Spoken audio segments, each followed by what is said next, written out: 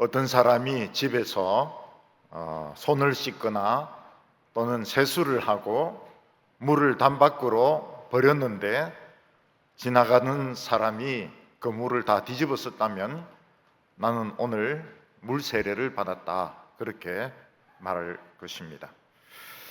또 어떤 사람이 회사를 다니는데 회사에서 이익이 많이 남아서 모든 직원들에게 많은 돈을 보너스로 주었다면 직원들은 싱글벙글 하면서 오늘 우리는 돈 세례를 받았다, 이렇게 말할 것입니다. 리비아는 땅은 아주 비옥한데 물이 없어서 농사를 짓지 못했습니다. 근데 지질학자들이 조사를 해보니까 사하라 사막 안에 사막 땅속 깊은 곳에 아주 많은 물이 저장되어 있는 것을 알게 되었습니다. 그렇지만 누가 그 뜨거운 사하라 사막에서 공사를 하며 누가 그 관을 심어가지고 리비아까지 물을 보내겠습니까? 근데 우리나라의 건설회사가 그 일을 해내었습니다. 그래서 사하라 사막에 큰 파이프를 받고 그리고 그것을 리비아까지 공급하는 대수로 공사를 했습니다. 이게 단독 공사로서는 전 세계에서 제일 큰 공사였다고 합니다. 하루 200만 톤의 그 물이 1800km를 통과해가지고 리비아까지 물이 막 이게 쏟아지게 된 것입니다. 리비아 사람들은 물 세례를 받은 것입니다. 리비아 사람들은 이게 진짜 물일까 싶어가지고 물이 쏟아져 나오는데 가가지고 물을 뒤집어 쓰기도 하고 물을 마시기도 하는데 그게 정말 물이었습니다. 깨끗한 물이었습니다. 이 사막에 사는 사람들은 물을 신이라고 부르는데 그들은 신으로 뒤집어 쓴 것이었습니다. 아마 이것이 리비아가 생긴 이후에 최고의 축복이었을 것입니다. 우리 인간들에게는 이 산다는 자체가 굉장히 고통입니다. 우리 모든 사람들에게는 먹고 사는 그런 숙제가 있습니다. 학생들이 밤낮으로 공부를 하는 것은 좋은 대학을 나와가지고 결국 취직을 해서 먹고 살리고 그렇게 하는 것입니다. 겨울에 추위를 견디는 것도 보통 어려운 문제가 아닙니다. 요즘은 아파트에서 중앙난방이 돼가지고 추운 겨울에도 아파트 안에서는 러닝 셔츠만 입고 다니지만은 옛날에는 방에 외풍이 굉장히 심해서 방 안에서도 내복을 입고 잠바를 입고 있어야 되었습니다. 그리고 방 안에 물그릇을 이렇게 두면은 새벽이 되면 꽁꽁 얼어버렸습니다. 너무 방이 추워가지고. 그리고 사람들은 그냥 사는 것이 아니고 여러 가지 병이 생깁니다. 물론 큰 병원들이 있어가지고 웬만한 병들은 고칠 수 있지만은 이 암에 걸리고 이런 분들은 굉장한 장시간에 고통을 받으면서 치료를 받게 됩니다. 사람은 나이가 들면은 늙어갑니다. 늙으면 매일 변화가 생기는데 좋은 변화가 아닙니다. 생각지도 못했던 이런 변화들이 저절로 생기게 됩니다. 그리고 사람은 결국은 다 죽습니다. 제가 몸이 좋지 못할 때 그 동백섬을 이렇게 걸으면서 생각을 했습니다. 몇 년이 지나고 난 뒤에 내가 없어지고 난 뒤에도 여전히 사람들은 이 동백섬을 구경하고 돌 것이다, 그래 생각하니까 기분이 좀 이상해요. 세상은 똑같습니다. 사람들은 다 직장 다니고 학생들은 학교에 가서 공부하는데 나만 없이 연인들이 와서 막 해변에서 놀고 이런다 생각하니까 굉장히 그 기분이 이상했습니다. 우리 인간들이 이 세상에서 고통을 받는 근본적인 원인은 세례를 받지 못했기 때문입니다. 그 세례는 물 세례도 아니고 돈 세례도 아니고 석유 세례도 아니고 바로 성령의 세례였습니다. 우리가 성령의 세례를 받으면 리비아 사람들이 땅은 비옥하지만 물이 없어서 농사를 짓지 못했던 것처럼 우리에게 성령이 오시게 되면 이 모든 어려움들이 변해서 축복이 되게 됩니다. 우리는 막 기뻐가지고 좋아가지고 막 그 성령을 막 마시고 소리를 지르고 노래를 부르고 이러면서 기뻐하게 될 것입니다. 근데 우리는 성령이 뭔지를 잘 모릅니다. 성령이 뭔지를 잘 모르고 성령의 정체가 무엇이고 성령 세례 받는다는 것이 무엇인지 이거를 지금 학자들 사이에서도 의견이 다 틀립니다. 성령 세례가 뭔지, 성령이 뭔지, 근데 이것조차 우리는 잘 모르고 있는 것입니다. 오늘 첫 번째로 세례 요한은 자기가 메시아가 아니다고 증거를 하는 것입니다. 세례 요한은 하나님의 말씀이 임할 때까지 유대 광야에서 지내면서 생활을 했습니다. 세례 요한의 어린 시절과 청소년 시절은 하나님의 말씀을 받기 위한 준비 기간이었습니다. 세례 요한은 혼자 유대 광야에서 지나면서 목이 마르면 시냇물을 마시고 배가 고프면 메뚜기를 잡아먹고 꿀을 찾아서 먹고 그러면서 묵상하면서 하나님의 말씀을 기다렸습니다. 물론 세례 요한이 꼭 메뚜기나 꿀만 먹은 것은 아닙니다. 뭐 산딸기라든지 무화과라든지 들포도 같은 것도 보면 먹었을 것입니다. 그러나 세례 요한은 일체 요리한 식사는 먹지 않았습니다. 세례 요한이 입었던 옷은 낙타털 옷인데 우리로 치면은 부대자루 같은 것입니다. 너무너무 참 초라하고 정말 살만 가리는 이런 옷을 입고 살았습니다. 드디어 어느 날 세례 요한에게 하나님의 말씀이 임했을 때 세례 요한은 사람들에게 외치기 시작했습니다. 너희들은 전부 지금 지옥으로 가고 있다. 너희들은 전부 멸망의 길을 가고 있다. 나는 광야에서 생명의 길을 안내하는 외치는 소리라고 말을 했습니다. 광야에 있는 사람들, 이스라엘 백성들은 전부 버림받은 자들이었습니다. 이들은 굶주렸고 목말랐고 병들었고 죽어가고 있었습니다. 그들은 요한의 설교를 듣고 사람들이 구름대같이 몰려와서 우리가 죄 용서받고 우리가 생명의 길을 걷기를 원한다고 말을 했습니다. 세례 요한은 구원받기 위해서 오는 사람들에게 물세례를 주었습니다. 그런데 그때까지 물로 세례를 주는 그런 사람이 없었습니다.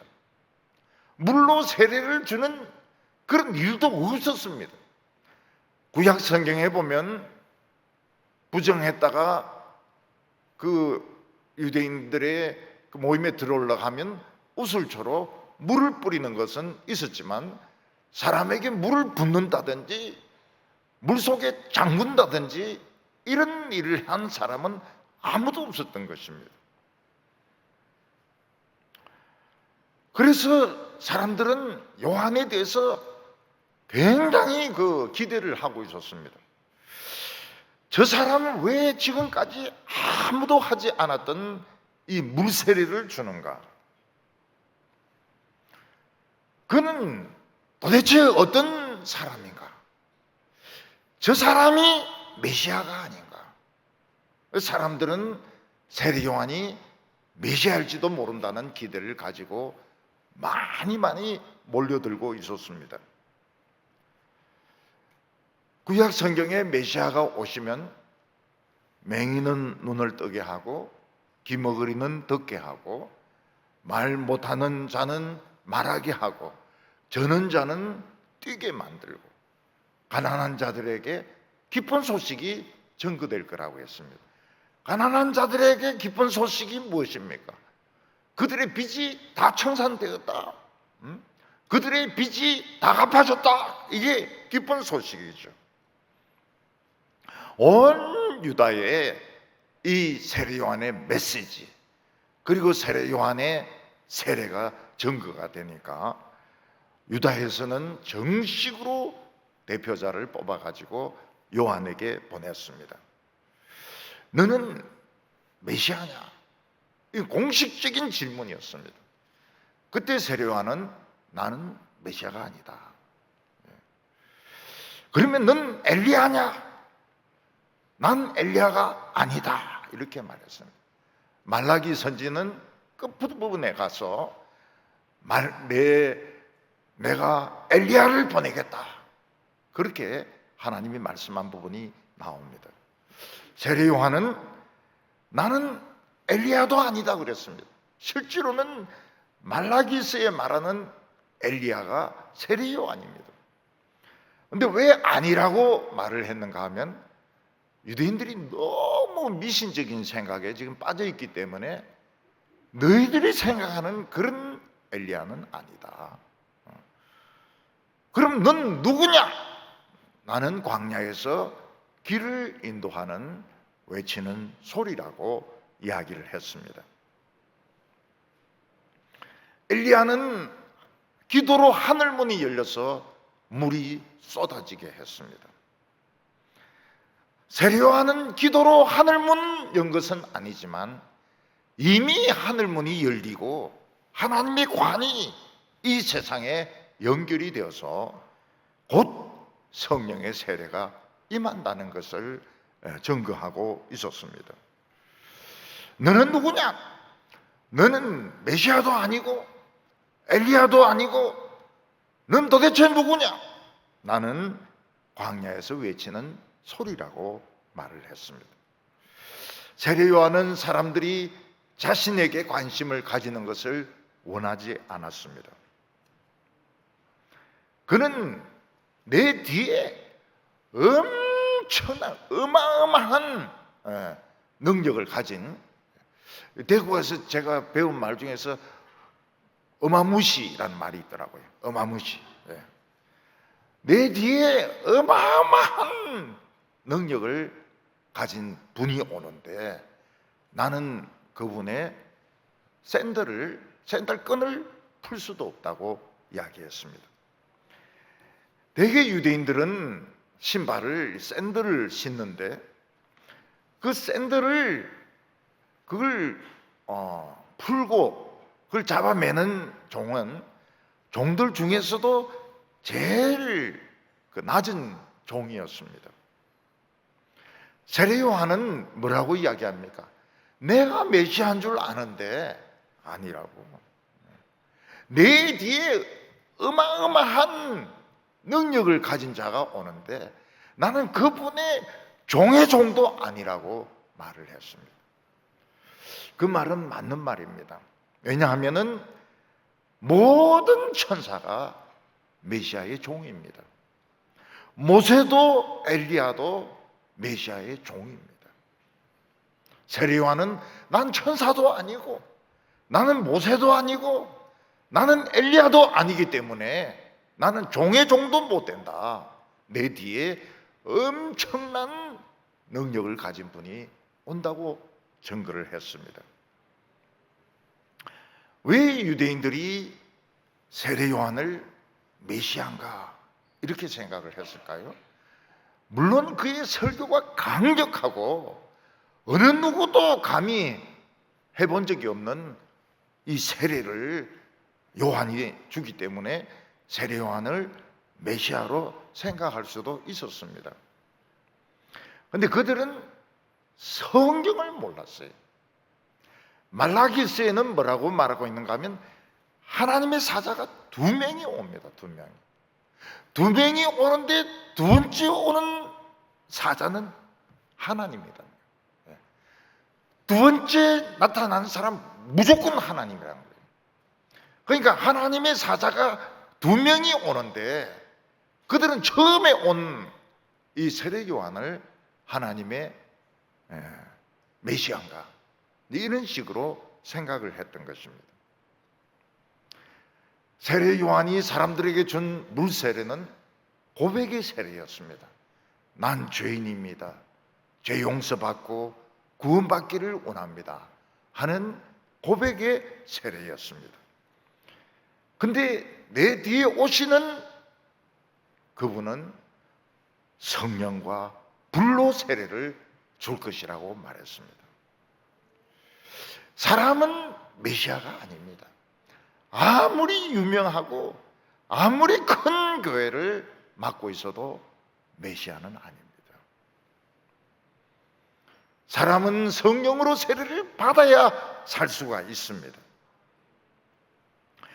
다른 종교를 이렇게 보면 굉장히 인품이 뛰어나고 또 사상이 굉장히 훌륭한 그런 지도자들이 있습니다. 근데 그런 분들에게 느끼는 것이 무엇인가 하면 성령이 없다는 겁니다. 성령을 느낄 수가 없어요. 차가워요. 차갑고 냉정하고 굉장히 자기의 성품이나 기질이 그대로 살아있는 것을 볼 수가 있습니다. 그래서 인간을 우상시하는 것은 참 좋지 못합니다. 우리 기독교도 이렇게 보면 돌아가신 분을 자꾸 우상시해요. 그래서 뭐 추모 예배 이래가지고 해마다 추모 예배를 드리고 뭐 장학금도 만들고 영화도 만들고 뭐 말끝마다 뭐 그 목사님이 어떻고 이렇게 하는데 그거는 우상 숭배하는 것과 같은 겁니다. 사람은 메시아의 종의 종도 아닙니다. 성령을 줄 수가 없습니다. 사람은 성령을 받아야 살 수가 있는데 사람은 성령을 줄 수가 없어요. 다종교의 이단들도 보면 굉장히 열심히 많거든요. 기도도 많이 하거든요. 근데 딱 느끼면 벌써 성령이 없어요. 다른 종교의 그 지도자 아주 큰 스님이라든지 아주 뭐 추기경이라든지 그런 분도 만나면 딱 성령이 안 계세요. 자기 성격 아무리 인품이 뛰어나고 아무리 사상이 놀랍고 그가 쓴 수필이 막 수십만 권 팔려도 성령을 느낄 수가 없어요. 그냥 자기 기질, 자기의 성품, 그의 글솜씨, 그의 생각 이런 게 좋은 것이지 성령을 줄 수 있는 분은 딱 한 분 하나님밖에 없습니다. 오늘 두 번째로 이 성령의 세례가 무엇인가 하는 것입니다. 우리 인간들의 마음은 오랫동안 비가 오지 않아서 쭉쭉 갈라진 논과 호수와 같습니다. 호수 바닥과 같습니다. 논이 바짝 마르고 호수가 바짝 마르면 땅이 쩍쩍 갈라지게 됩니다. 인간이 하나님의 성령을 받지 못하면 마음이 말라가지고 쭉쭉 갈라지게 됩니다. 사람이 막 틀리게 되고 화가 나니까 욕을 하게 되고 다른 사람을 미워하게 되고 죄를 짓고 그러면서 죽어가게 됩니다. 성령은 하나님입니다. 성령을 세례로 주신다고 하는 것은 하나님의 영을 우리에게 부어주는 것입니다. 우리 인간은 자기의 영을 남에게 줄 수 없습니다. 인품이나 영향력은 끼칠 수 있지만 자기의 영을 남에게 줄 수 없습니다. 또 부어줄 수 없습니다. 사람은 영이 떠나는 순간 죽습니다. 그런데 하나님은 영을 우리에게 주실 수 있습니다. 그걸 부어주실 수 있습니다. 하나님의 영을 우리에게 부어주면 어떻게 됩니까? 우리의 생각과 우리의 마음이 하나님하고 같아지기 때문에, 영이 같기 때문에. 성령으로 세례를 받는다고 하는 것은 하늘과 우리 사이에 관이 개통이 된 겁니다. 마치 사막에 있는 그 지하수를 끌어올려 가지고 연결시키듯이 하나님과 우리 사이에 큰 관이 개통이 된 것입니다. 거기서 하나님의 영이 막 부어지는데 그냥 계속적으로 하루에 20만 톤씩 막 부어지는 것이 이게 성령 세례인 것입니다. 옛날에는 성령 세례가 처음 예수 믿는 것이 성령 세례라고 하는데, 성령 세례는 막 부어지는 것입니다. 넘치도록 막 부어지는 겁니다. 그러면은 우리의 갈증이 해소가 됩니다. 우리의 마음이 좋은 밭이 됩니다. 그리고 알곡이 엄청난 알곡을 추수하게 됩니다. 물 세례는 더러운 것만 씻습니다. 더러운 것만 씻을 수 있지 더 이상은 할 수가 없습니다. 근데 성령은 불세리기 때문에 그냥 태워버립니다. 불순물은 태워버리고 쇠는 녹여가지고 쇳물로 만듭니다. 우리 교인 중에서도 보면은 주물하시는 분이 있거든요. 그런 분은 고철들, 쓸 수 없는 쇠 이런 것들을 그 용광로에 녹여서 쇳물로 만듭니다. 그거를 미리 만들어 놓은 틀에 넣고 이렇게 부어서 식히면 어떻게 됩니까? 칼도 되고 꽃갱이도 되고 낫도 되고 주전자도 되고 그릇도 되고 개밥그릇도 되고 모든 것이 다 만들어질 수 있는 것입니다. 메시아는 성령의 불로 우리를 녹여버립니다. 그래서 옛날에 그 사납고 거칠고 술 좋아하고 욕하던 그 사람을 뜨거운 샘물로 녹여가지고 완전히 딴 사람이 됩니다. 하나님이 원하시는 사람으로 만듭니다. 그래서 새 생각을 합니다. 생각이 옛날하고 완전히 달라지게 됩니다. 새로운 입을 주십니다.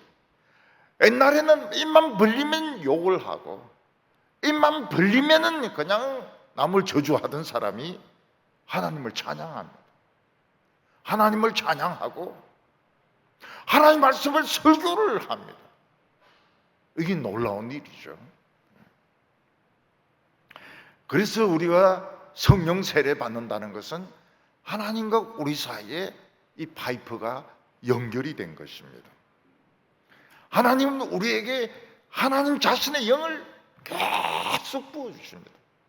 그러면 우리는 하나님 마음하고 같아지게 됩니다. 하나님의 생각하고 같아지게 됩니다. 하나님이 어떤 분이십니까? 온 우주의 창조자 아니십니까? 온 우주의 창조자가 자신의 영을 막 부어주시는 겁니다. 그러면 우리 죽은 영혼이 다 살아납니다. 우리도 창조자가 됩니다. 우리도 모든 것을 새롭게 생각하고 우리도 모든 것을 새로운 마음으로 보게 되는 것입니다. 어떤 사람이 물속에 들어가서 오래 있으면 숨을 못 쉬어서 죽습니다. 그런데 그 사람이 이런 대롱이라든지 플라스틱 관을 입에 물고 들어가 있으면 숨을 쉴 수 있기 때문에 살 수 있습니다. 우리는 이 세상의 그 오염된 공기, 그 죄악된 공기, 그 썩은 공기, 거기에 우리는 병들어 있습니다. 폐가 병들어 있습니다. 죽어가고 있습니다.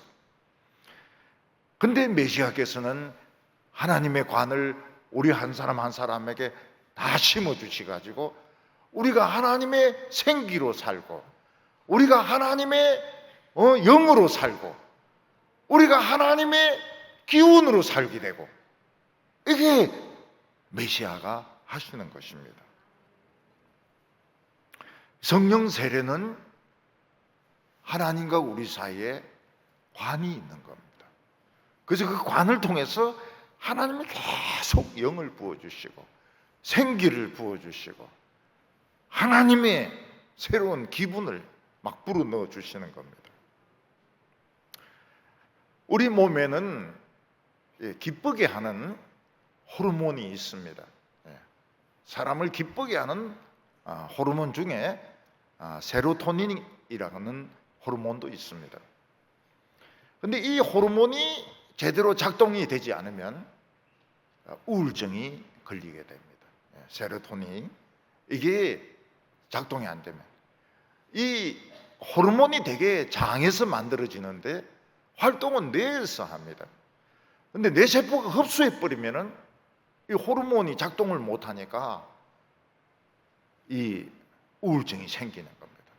화가 막 불같이 막 치밀어 오르고 기분이 굉장히 나쁘고 살고 싶지가 않고 살고 싶지가 않고. 그래서 요즘은 이제 그 약을 주는데 그 세로토닌이 흡수되는 것을 막는 약을 줍니다. 뇌에서 흡수가 안 되도록. 그러면 이제 기분이 정상에 가깝게 정상적인 생활을 할 수 있어요.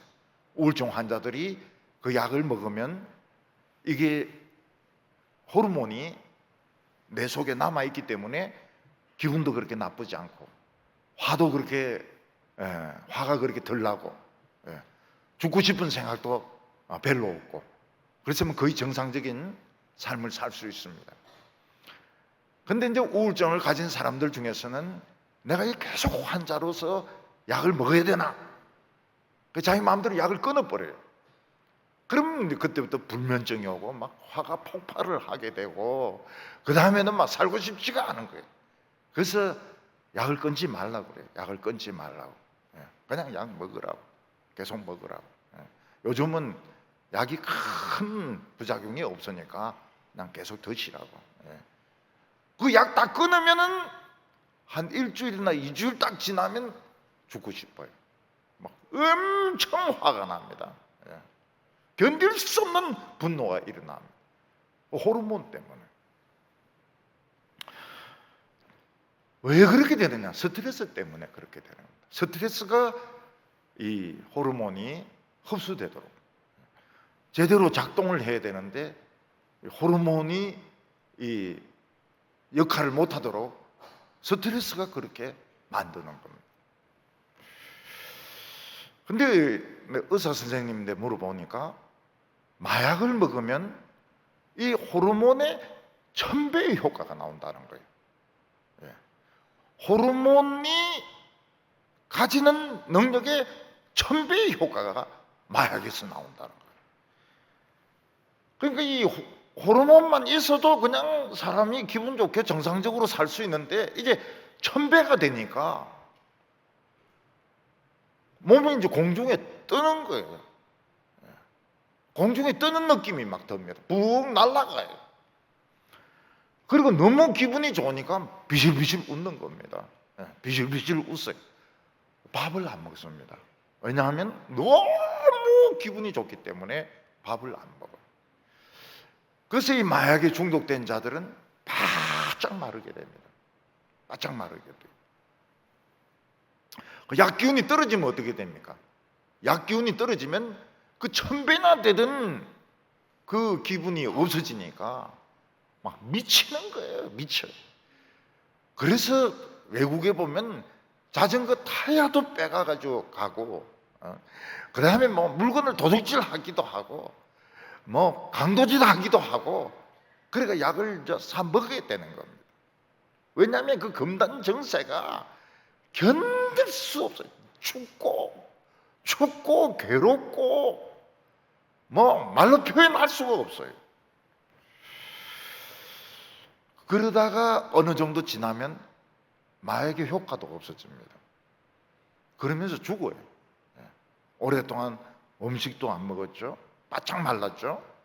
그리고 마약도 안 통하는 겁니다. 그러면 이제 죽는 겁니다. 성령은 마약이 아닙니다. 공산주의자들은 뭐라고 말했습니까? 기독교는 마약이다. 저 마약 먹고 저렇게 노래 부르고 마약 먹고 저렇게 웃는다. 그러나 기독교는 마약이 아닙니다. 뭐냐?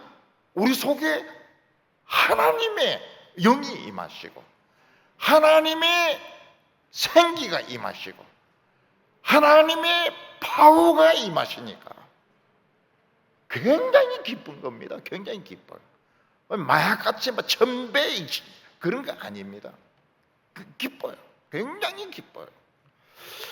하나님의 눈으로 모든 것을 봅니다. 하나님의 마음으로 모든 것을 대합니다. 너무 기쁘고 감사해요. 살아있는 게 기쁘고 하나님을 믿는 것이 감사하고 다른 것은 걱정할 필요가 없어요. 살아있는 것은 다 똑같지 않습니까? 살아있는 건 다 똑같거든요. 하나님의 성령이 우리 속에 임하면 살아있는 것이 감사하고 하나님을 믿는 것이 감사하고 딴 것은 걱정할 게 하나도 없어요. 걱정할 게 하나도 없습니다. 이 세상에서 최고로 어려운 것이 은혜 받는 것입니다. 돌 같은 사람이 은혜 받는 것입니다. 그래서 요즘 부흥사들은 얼마나 사람을 웃기는지 몰라요. 그 은혜 받은 것 같아요. 근데 그 은혜 받은 거 아닙니다. 은혜 받은 거 아닙니다. 또 어려운 것이 뭔가 하면 사람이 변하는 것이 어렵습니다. 사람은 절대로 안 변합니다. 그래서 사람이 변한다는 거, 은혜 받는다고 하는 것은 병원에서 막 10시간 이상씩 간 이식 수술하고 심장 이식 수술을 하는 것보다 더 어려운 것이 은혜 받는 것이고 그리고 사람이 변하는 것입니다. 근데 성령 세례를 받으면 어떻게 됩니까? 사람이 변합니다. 은혜를 받아요. 은혜를 받아요. 그 목석 같은 사람이 은혜를 받습니다. 사람이 변해요. 그 차갑고 냉정하던 사람이 따뜻하고 훈훈한 사람으로 변합니다. 이것은 심장 이식 수술보다도 간 이식 수술보다도 훨씬 더 어려운 일입니다. 이걸 메시아가 하시는 거예요. 근데 우리에게 임하는 성령이 우리 안에 있는 용량과 똑같으면 어떻게 됩니까? 성령 충만합니다. 성령 충만. 빈틈이 없어요. 우리 안에 있는 내 믿음의 용량하고 임하시는 성령이 똑같으면 성령 충만. 빈틈이 없어요. 빈틈 없는 사람이 그런 사람이에요. 성령 충만한 사람이 빈틈이 없어요. 그래서 누가 욕을 하거나 시비를 걸어도 별로 상처도 안 받고 관심도 없어요. 왜냐하면 자기가 충만하기 때문에, 성령 충만하기 때문에, 빈틈이 없기 때문에. 또 하나님의 말씀도 잘 알아듣습니다. 너무너무 잘 알아들어요. 왜냐하면 성령으로 충만하고 빈틈이 없으니까요. 죄도 안 짓습니다.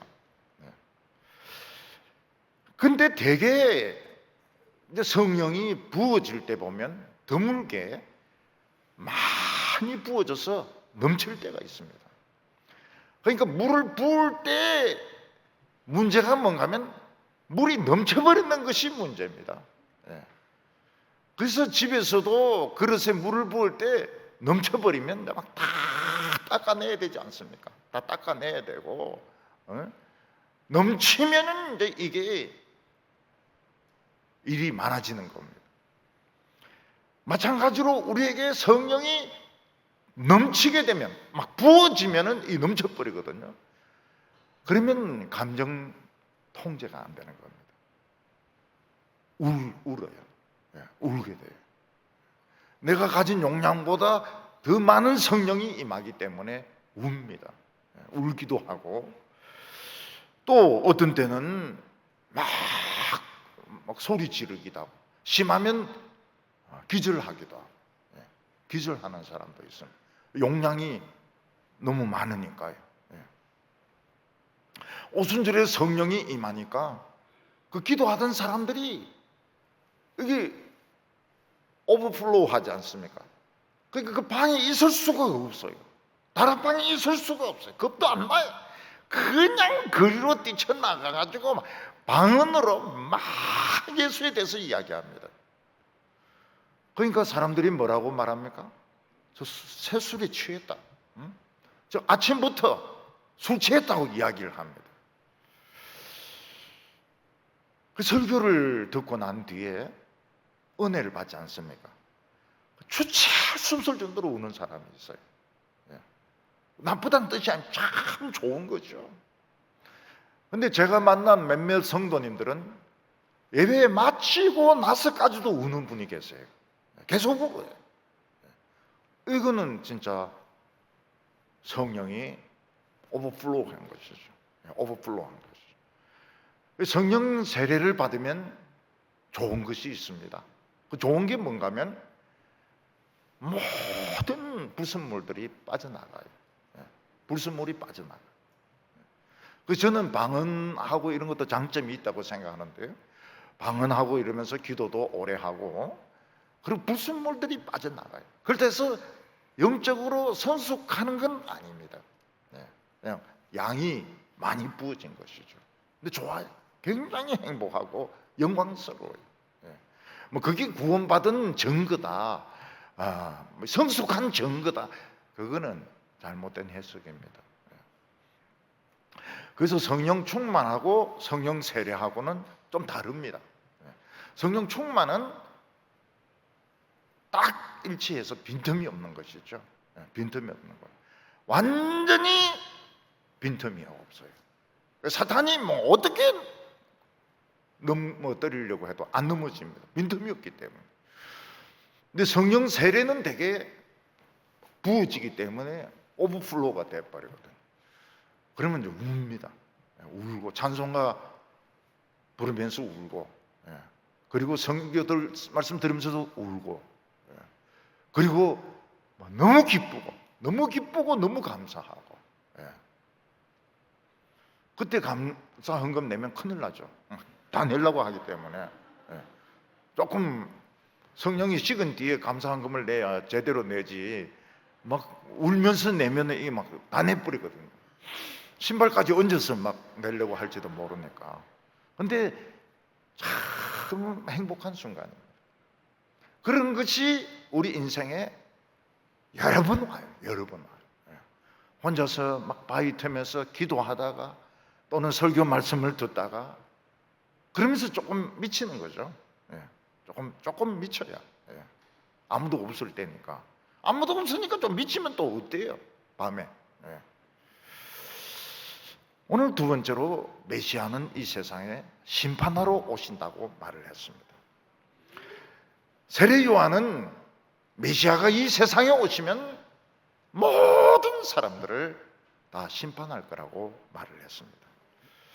이스라엘 백성들이 원했던 심판은 그런 심판이 아닙니다. 옛날 모세가 하고 여호수아가 하고 다윗이 했던 것처럼 이방인들은 다 멸망시키고 이스라엘 백성들은 구원해서 행복하게 사는 나라를 세우는 것을 생각을 했습니다.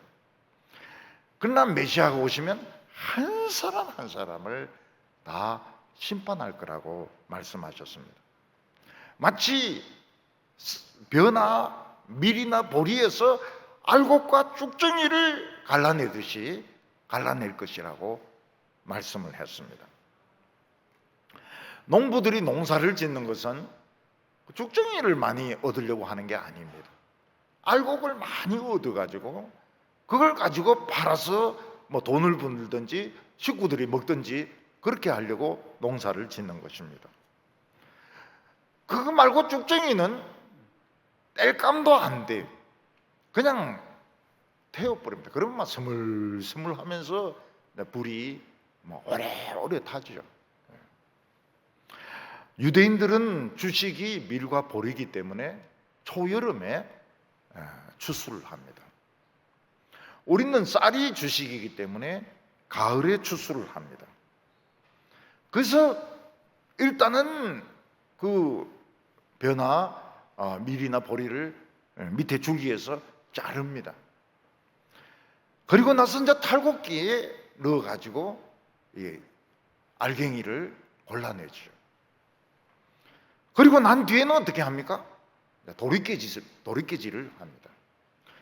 도리깨는 보면은 긴 나무에다가 작은 이런 아주 탄력적인 나무가 한 서너 개 이렇게 붙어가지고 돌리게 되어 있습니다. 그걸 가지고 막 때리면은 이제 껍질이 벗겨지면서 이 껍데기하고 알곡하고 분리가 되게 됩니다. 그거를 이제 키 같은 데 올려가지고 이렇게 던지면은 쭉정이는 바람에 날려가지고 다른 데 가서 떨어지게 되고 알곡은 그 키 안에 남아있게 됩니다. 농부는 어떻게 합니까? 삼지창 같이 생긴 그런 삽 같은 거 가져와가지고 쭉정이 이런 것들은 다 그냥 모아가지고 타작마당이 깨끗해야 되니까 타작마당을 다 청소를 해가지고 그건 불에 태우는 겁니다. 금방 안 타요. 스물스물 하면서 오래오래 탑니다. 왜 세례 요한은 메시아가 오시면 심판한다고 했을까요? 모든 인간들은 이 성령을 받지 않으면 전부 비틀어진 죽정이입니다. 아무리 좋은 학교를 나오고 아무리 교양이 있고 아무리 인품이 좋아도 죽정이입니다. 근데 메시아가 와서 성령의 이 세례를 주시면은 그 말라 비틀어진 그런 식물들이 자라게 됩니다. 땅이 아주 기름지고 윤택한 땅이 됩니다. 그리고 열매가 맺히게 됩니다. 많은 알곡이 맺히게 됩니다. 우리가 변하는 것이 무엇입니까? 그게 알곡이 되는 것입니다. 우리가 어떻게 변합니까? 하나님은 제일 먼저 우리에게 사랑을 알게 하십니다. 하나님이 우리를 사랑하신다고 말씀하십니다. 하나님의 아들이 죽을 정도로 우리를 사랑하십니다. 그리고 모든 사람들이 사랑받고 행복할 자격이 있습니다. 할아버지나 할머니나 어린 소녀나 그리고 처녀들 잘생겼거나 못생겼거나 전부 행복할 자격이 있다는 것을 알게 됩니다. 옛날에는 사람들을 이용하려고 했습니다. 예쁜 사람들 있으면 더 좋아하려고 그러고 돈 많은 사람들 있으면 더 좋아하려고 그랬습니다. 그런데 그게 아닙니다. 모든 사람들은 행복할 자격이 있는 거예요. 사랑받을 자격이 있는 거예요. 모든 사람을 다 사랑해 줄 필요가 있습니다. 그러면서 성격이 변합니다. 옛날에는 굉장히 냉정했습니다. 굉장히 직선적이었습니다. 그랬던 사람들이 따뜻해집니다. 냉정했던 사람들이 따뜻해지고 직선적이었던 사람들이 직선적이지 않습니다. 직선적으로 말을 하지 않습니다. 남에게 상처 줄 때 기분 나쁜 그런 말은 하지 않습니다. 근데 메시아가 와가지고는 알곡과 죽정이를 구분을 안 하시는 겁니다. 그냥 하나님의 말씀을 전하시고 병자들만 막 고치시는 겁니다. 그런데 우리가 알아야 될 것이 뭔가 하면 환자들은 병이 낫는 것을 통해서 하나님의 사랑을 제일 많이 느낍니다. 왜냐하면 이 고통이라고 하는 것이 직접적이기 때문에 고통이 없어지고 병이 낫고 하는 것을 통해서 하나님의 사랑을 느끼게 되고 사람이 변하게 됩니다. 근데 왜 메시아는 심판을 하지 않습니까? 말씀을 안 들은 사람은 이미 심판을 받은 겁니다. 그들은 쭉정이기 때문에 이미 심판을 받은 거예요. 예수님께서 하나님의 사랑을 전하시고 그리고 병을 치료하시는 것은 그 쭉정이들 중에서 알곡으로 변하는 사람들이 있어요. 그러니까 이것 자체가 심판인 겁니다. 하나님 말씀을 받아들이고 안 받아들이는 것이 벌써 심판을 받았고 구원을 받은 것입니다. 근데 세례 요한은 자기도 예수님이 그냥 바로 악한 자들을 지옥불에 다 집어넣는 줄로 생각했습니다. 근데 예수님이 자꾸 병자들을 치료하시고 굶주린 자들을 먹이시고 제자들을 보호하시고 이렇게 하니까 자기 제자를 보내어서 오실 메시아가 당신입니까? 아니면 또 다른 메시아를 기다려야 됩니까? 그때 예수님께서 뭐라고 말씀하셨습니까? 인자가 보니까 사람들이 병이 낫고 한센병이 치료가 되고 안전병이들이 일어나고 죽은 자들이 살아난다고 이야기를 해라. 이게 무엇입니까? 메시아가 다시 하나님의 생기를 부어주가지고 사람들이 살아나는 겁니다. 말씀을 안 듣는 사람들은 벌써 심판을 받은 겁니다. 그거는 이제 더 이야기할 필요가 없어요. 그냥 내버려 두면 그냥 그대로 불타는 겁니다. 근데 말씀을 듣는 사람은 알곡으로 살아나는 겁니다. 예수님은 심판을 어떻게 합니까? 쭉정이를 알곡으로 바꾸면서 심판을 하시는 겁니다.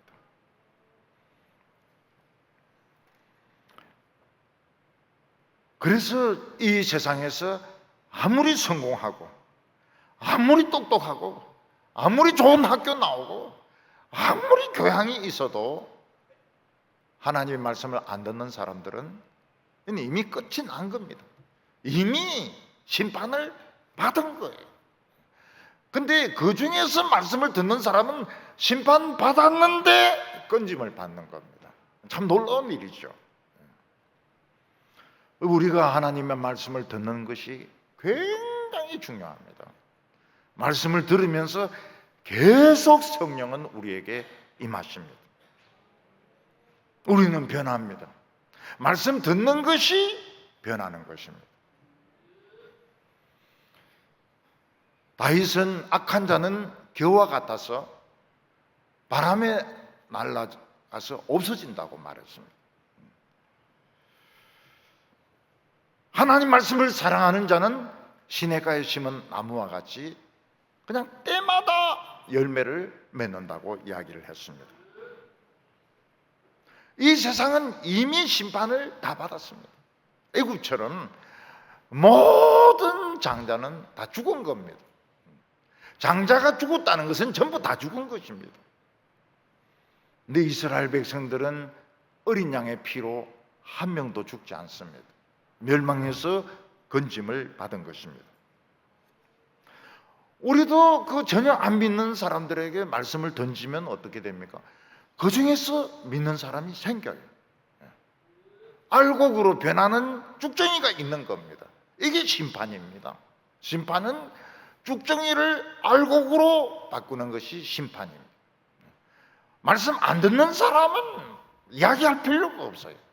그 사람들은 이미 끝난 겁니다. 세례 요한은 곧 하나님의 나라가 임하고 정말 어마어마한 능력을 가진 분이 온다고 말을 했습니다.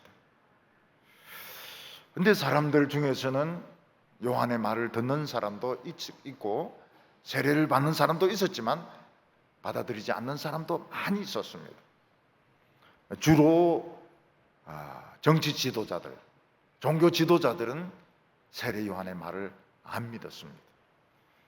왜냐하면 그들은 이미 마귀의 종이 되어 가지고 세상에 너무 세상에 중독이 돼 가지고 하나님 말씀이 들어가질 않는 겁니다. 그래서 헤롯 같은 사람은 세례 요한이 자기의 부도덕을 책망했다 해서 감옥에 가두어 버립니다.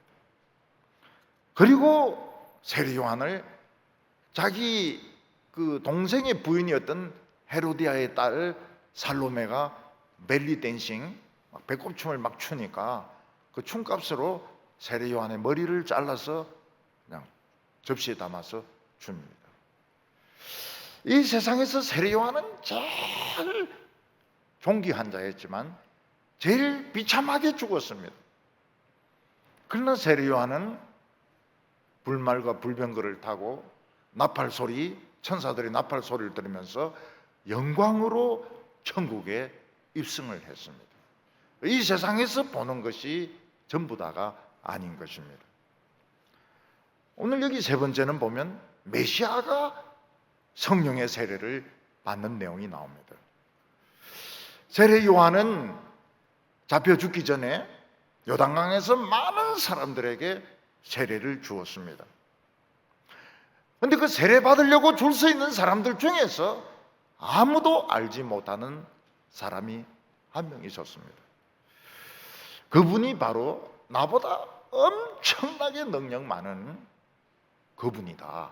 그분이 아무도 모르는 가운데 세례 받으려고 줄 서 있었습니다. 세례 요한은 예수님에 대해서 들은 바가 있습니다. 확실하지는 않지만은 그 어머니하고 마리아하고 친척이니까, 엘리사벳하고 마리아하고 친척이니까 들은 바가 있습니다. 예수님이 세례받을 차례가 돼서 오니까 제가 예수님의 세례를 받아야 되는데 어떻게 저의 세례를 받으려고 오십니까? 세례 못 드립니다. 그때 예수님께서는 세례를 줘라. 이게 하나님의 의를 이루는 길이다. 이렇게 말씀하셨습니다. 이 하나님의 의가 뭔가 하면 하나님의 뜻을 이룬다는 거거든요. 하나님께서는 우리 모두가 정당하게 구원받기를 원하셨습니다. 우리 모두가 정당하게 구원받으려면 뒷구멍으로 서류 조작하고 아버지 찬스, 엄마 찬스로 입학하는 것이 아니고 정정당당하게 천국에 들어가려면 대가를 지불해야 됩니다. 그 대가가 예수님의 생명인 겁니다. 그래서 예수님은 내가 이 세상에 섬김을 받으러 온 것이 아니고 섬기고 내 목숨을 너희들의 죄값으로 주려고 왔다고 말씀하셨습니다.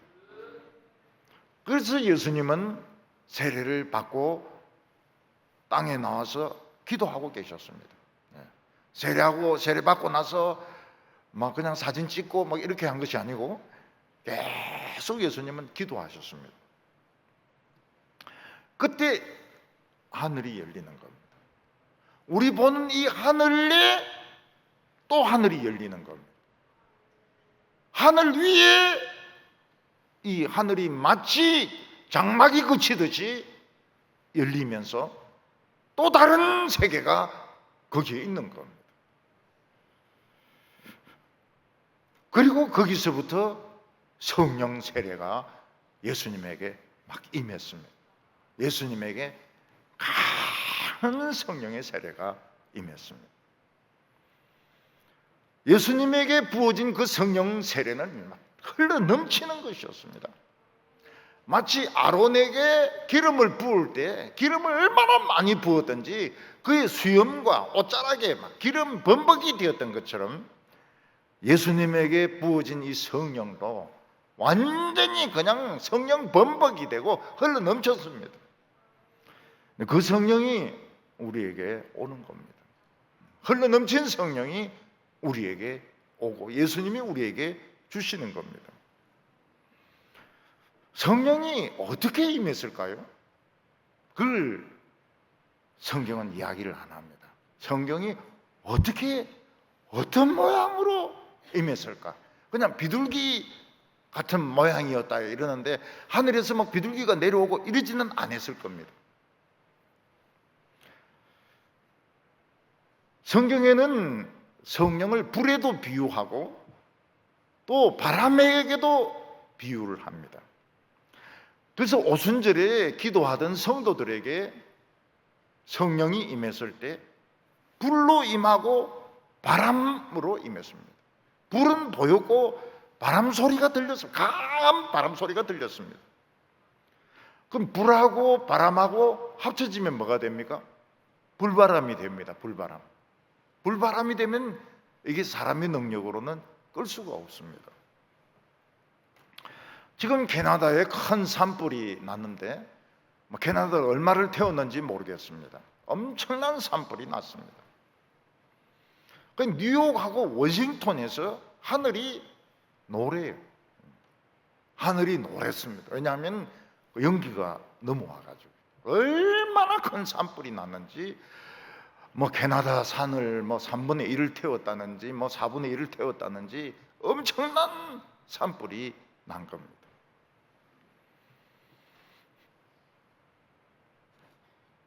예수님의 머리 위에도 불과 바람이 위에서부터 회리바람으로 막 내려온 겁니다. 성경은 말을 안 해요. 그렇지만 강한 불바람이 예수님 위로 막 쏟아져 부어 내려온 겁니다. 한없는 성령의 그 불이 바람과 함께 막 임한 겁니다. 그 불바람이 예수님의 머리 위에 와서는 비둘기 모양으로 변합니다. 비둘기가 날아가는 모습으로 불비둘기죠. 그러니까 성령의 세례니까 불비둘기가 마치 날아가는 것처럼 머리에 계속 비둘기 형상이 있었던 것입니다. 그러니까 하늘에서 예수님까지는 불바람이 분 겁니다. 불회리바람이 막 내려온 것입니다. 성령님은 독수리가 아닙니다. 비둘기입니다. 그래서 우리는 많은 경우에 성령을 받아도 잘 모를 때가 많습니다. 그냥 마음이 굉장히 평안해지고 마음이 따뜻해지는 정도로 느낄 때가 많습니다. 왜냐하면 비둘기라서 그렇습니다. 그때 하늘에서 하나님의 음성이 들렸습니다. 너는 내 사랑하는 아들이다. 내가 너를 기뻐하노라. 예수님의 생각 속에는 자기가 하나님의 친아들이라는 의식이 있었습니다. 12살 때부터 있었습니다. 예수님은 하나님의 아들이 맞습니다.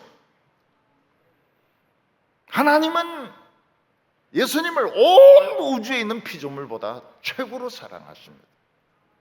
그의 존재 자체, 그가 살아있고 그가 하는 모든 것이 하나님을 기쁘시게 했습니다. 성령 세례는 우리가 하나님의 말씀을 듣거나 은혜를 받을 때 반복적으로 임합니다. 늘 넘치는 것은 아니지만은 반복적으로 임합니다. 그래서 옛날에 신학자들은 오순절에 성령이 오고 나서는 안 온다 이런 이야기 한 것은 바른 해석이 아닙니다. 주로 보수청에서 그런 식으로 해석을 했는데 그거는 맞지가 않습니다. 성령 충만만 중요하다 이랬는데 성령 세례는 오버플로우, 넘치는 겁니다. 우리는 성령의 은혜를 사모해야 됩니다. 그래서 하나님의 음성을 들어야 됩니다. 너는 내 아들이다. 너는 마귀의 아들이 아니고 내 아들이다.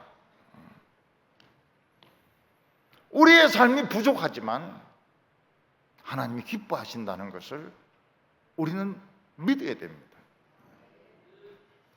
세례 요한은 예수님이 기도하는 그 위에 성령의 이 불회리 바람이 임하는 것을 보고 이분이 바로 하나님의 아들이라고 증거를 합니다.